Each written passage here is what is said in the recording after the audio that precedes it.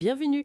Aujourd'hui, on explore une affaire vraiment déroutante, la disparition en mer de Marwan El Mokadem, 18 ans. Oui, une histoire complexe. Nos informations viennent principalement d'un entretien avec son frère Mohamed. C'est ça. Il cherche désespérément des réponses, on le comprend. Tout à fait. Notre objectif, c'est de décortiquer un peu les faits connus autour de sa disparition.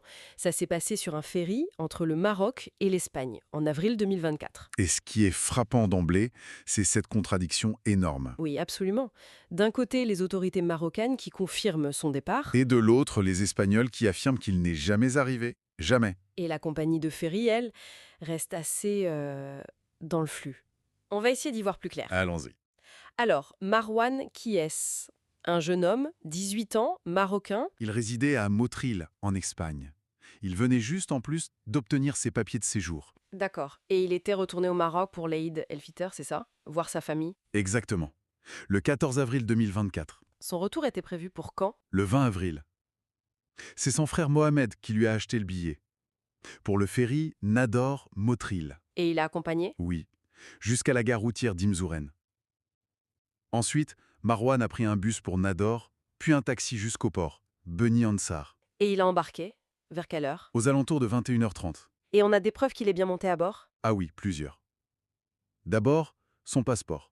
Il a été tamponné par la police marocaine au port de Beni Ansar. D'accord, ça c'est factuel. Ensuite, Mohamed, son frère, a reçu des vidéos et des messages WhatsApp de Marwan. Depuis le ferry? Oui, depuis le ferry. On le voit sur le pont, au moment où le navire quitte Nador. C'était après minuit, le départ avait un peu de retard. Donc il est bien à bord, il communique, tout semble normal à ce moment-là. Tout à fait. Le dernier appel direct, c'était via WhatsApp avec Mohamed vers 1h30 du matin, le 21 avril.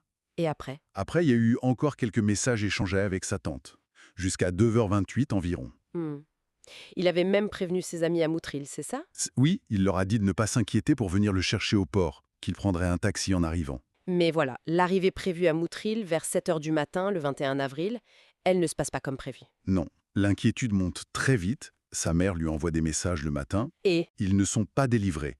Ses amis à Moutril confirment Marwan n'est jamais arrivé à l'appartement. c'est là que l'enquête officielle démarre, j'imagine. Oui, dès le lendemain, le 22 avril, la famille signale sa disparition en Espagne. Et la réponse des autorités espagnoles? Elle est immédiate.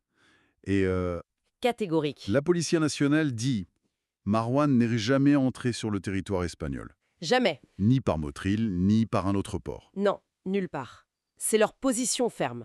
Pourtant, les Marocains maintiennent qu'il a bien quitté le Maroc sur ce ferry-là. C'est incroyable. Une contradiction directe sur un fait aussi simple. Est-il entré ou pas?